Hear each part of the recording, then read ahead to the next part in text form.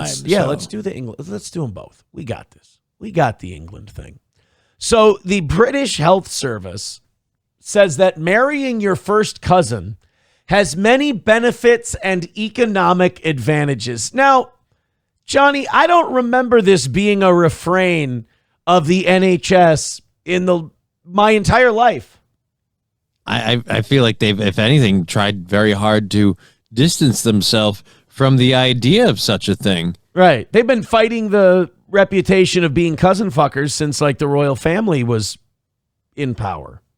Yeah, so this seems like a complete 180. Because like you turned right around into your cousin. Yeah, World War I was basically a family affair. The Kaiser was related to the King of England. The Russian Tsar had a German wife that was related to German royalty and all of this shit. So like it was all inbred Charles V type shit going on. Well, they've been fighting for the last 100+ years to break that stigma, to break the stereotype that, the royal family, incest and things like that.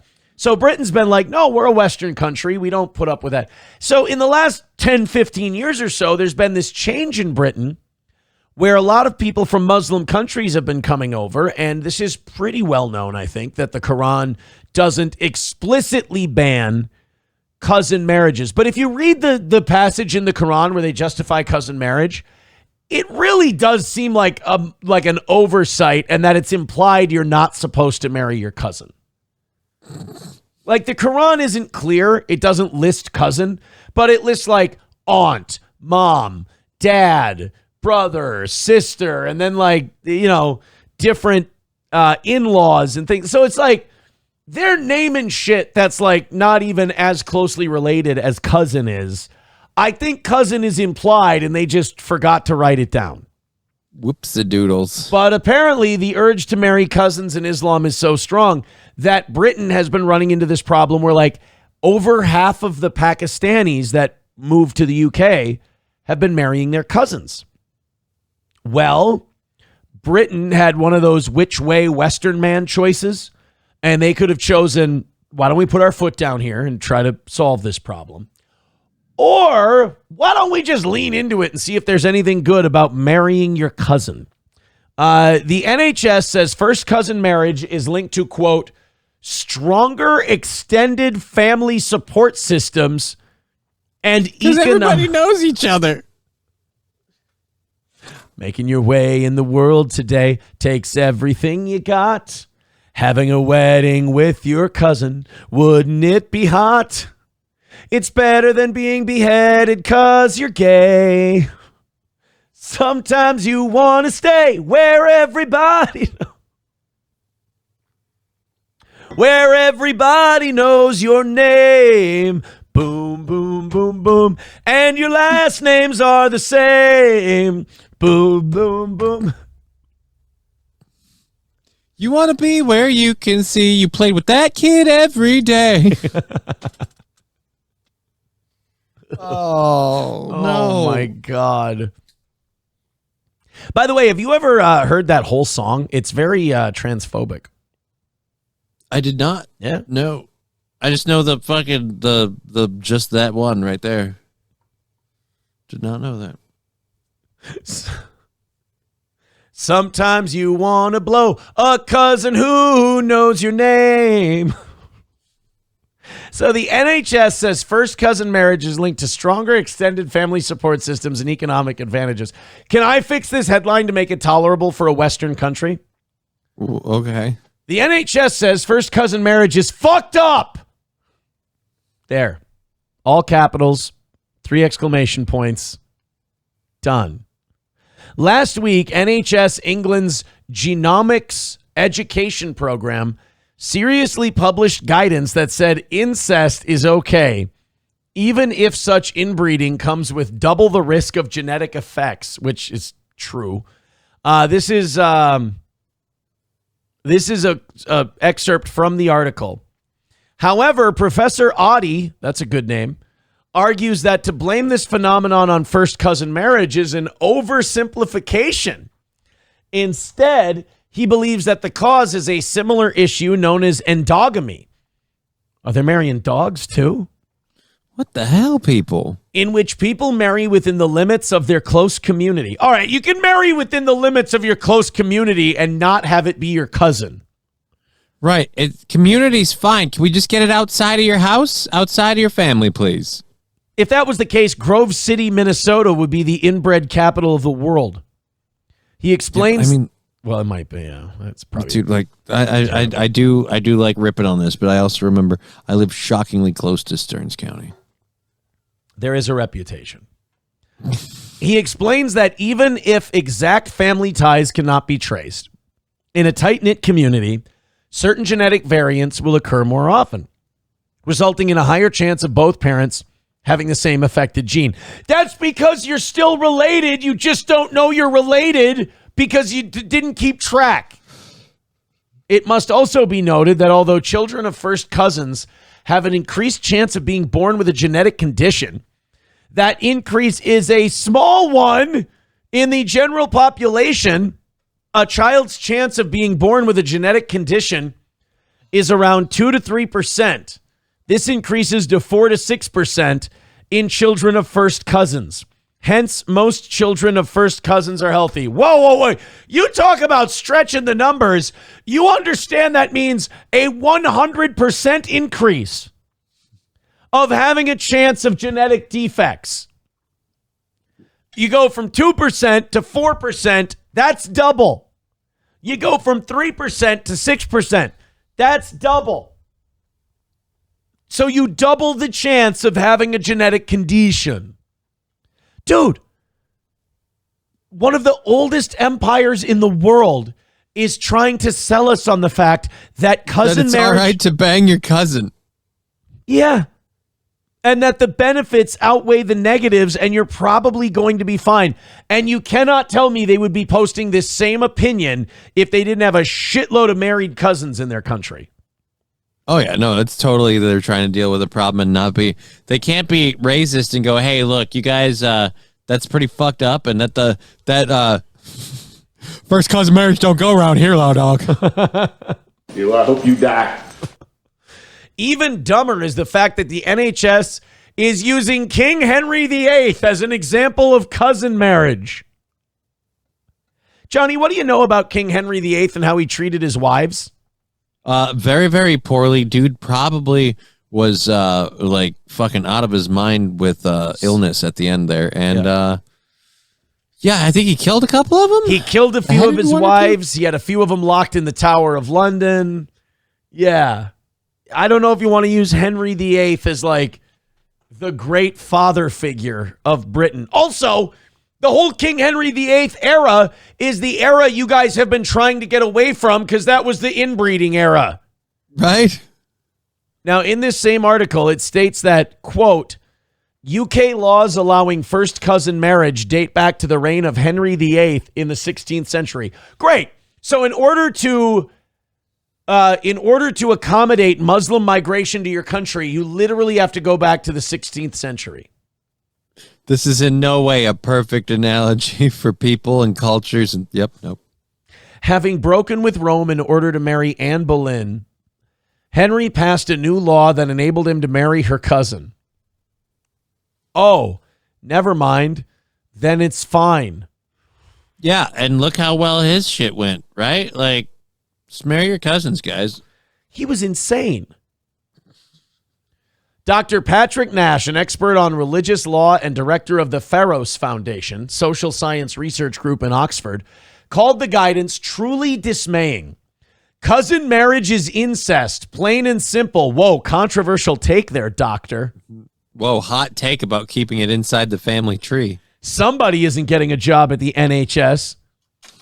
Cousin marriage is incest, plain and simple, and needs to be banned with the utmost urgency. There is no balance to be struck between this cultural lifestyle choice and the severe public health implications it incurs. This official article is deeply misleading and should be retracted with an apology so that the public is not misled by omissions and half-truths. I think it might be too late. They really like having these, and I don't know why, but they really like having all these Pakistani immigrants. And I think the only reason I can laugh so hard is because I'm pretty sure it's just too late. Right? How long till that starts happening here? We start talking about that in, like, say, Michigan or Minnesota. I'd wager Minnesota. You think Minnesota would turn that one around first? Yeah, I think we're closer to turning it around than Britain is. Only because Britain is No. so I mean, shitty. I mean the state turning around on the law about cousin marriage. I mean, like embracing cousin about marriage. Minnesota. No, I think Britain's closer than we are. I will give us that. I know Britain's closer. I was talking like, would you wager Michigan or Minnesota in the U.S. who's going cousin marriage, pro cousin marriage first? Oh boy, that's actually a good question. I feel like Michigan's a little more red than we are, even though they have a blue mayor or blue governor. I'm sorry. I think we would. I don't know, like again, like because I'd like to think we'd hold the line, but then I'm like, fuck, Stearns County, shit. MSO writes, nobody's saying you can't be in a relationship with your cousin. We're not even saying you can't marry your cousin. We're just saying you can't marry your cousin outside of Britain. Unqualified for Life says, depends on where all the Somalis are. Well, wait a minute. Do we know, like, we know that, what do you call it? Like Pakistan has a problem with it, but do we know Somalia does? We can look that up in a second. First, Brian M., 5 gifted memberships over on YouTube. Thank you, sir. I have sworn on the altar of God, total resistance against every form of tyranny, against the mind of man. And that goes to Ben Swenaga, Marco 5, Buzz, Dan Lodermeyer, and Kitchen Knife Rescue, all with their gifted memberships. And we are just, now we're $30 away from clearing tomorrow morning's goal. Thank you guys very much. And we are only 4 memberships away from 600 on Rumble for the first time in this channel's existence. About 700 of you checking out the toe right now. Hit like, hit subscribe, hit follow. We do appreciate it. So here's some of the numbers from Britain. A 2002 study revealed that while Pakistani babies make up 4% of UK births, they account for 30% of birth defects. In 2013, a larger study found that 37% of babies with birth defects were Pakistani first cousin marriages, 37 times the national average. Good God. Like, oh. Across the Muslim... How afraid are you of the familiar, of the unfamiliar that you won't step outside your family? Right. Like, imagine, like, growing up in those communities in the UK and being bummed that your girlfriend, you find out, is not related to you in any way. Across the Muslim world, 25 to 50% of all marriages are between blood relatives, leading to serious genetic issues, which have serious implications for the burden on a nation's healthcare system. Western Europe and the U.S., by comparison, are at less than 1%. Jesus. And they're just migrating over to Europe in record numbers. Among Indians, now 2.9% of the UK's population, consanguineous marriage is lower, 8% or so of marriages, but exceeds 25% of marriages in dedicated Hindu communities, particularly those from southern India. Maybe it's time to shut down the borders for a while. You think? Yeah. No, I think we got a great plan. We'll just keep bringing these people here, and we'll just keep turning our culture into theirs. Because look how Star Spangled Awesome is. I mean, hell, over there, life's so good you don't even got to go outside your house to find your soulmate. Odds are she's your cousin. So this is a funny meme. Diversity is our strength. To the big domino, inbred cousin mongoloids are our strength. Gray Duckling with $2 says, how hot are those cousins? I'll take questions I don't want to fucking answer for 500, please. By the way, that puts Gray Duckling back in the cuck chair at $22. And knocks Main Vein out at 20. I mean, we talk all superior here, but Joe Dirt was a movie, and we did make fun of of inbreeding children. We got a few more memes here. It's not happening. It's a right-wing conspiracy theory. It might be happening. It is happening, and it's good. That is how the flow chart works, isn't it? Yep. Especially in London or in England. The UK is really leading the way for us to see how this shit works out. So far, I'm going to go ahead and I'll be generous and give them an incomplete. It's going great. Specific rates vary. Studies suggest around half of all Somalis are product of first or second cousin marriages. Well, they don't keep a whole lot of records. So, I mean, can you remember who your family tree is if you've never met those people?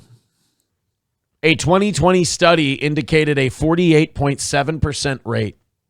This pattern is linked to cultural practices like clan marriages. Oh, but we have them. We're racist. And the intergenerational preference for marrying within clans, especially following the Civil War. How about this? If it's the 21st century and your country still has clans, we're done. You can't sit with us. I just, again, I feel like, you know what? We really should adopt more of their cultural practices. After all, look how well it's gone at home.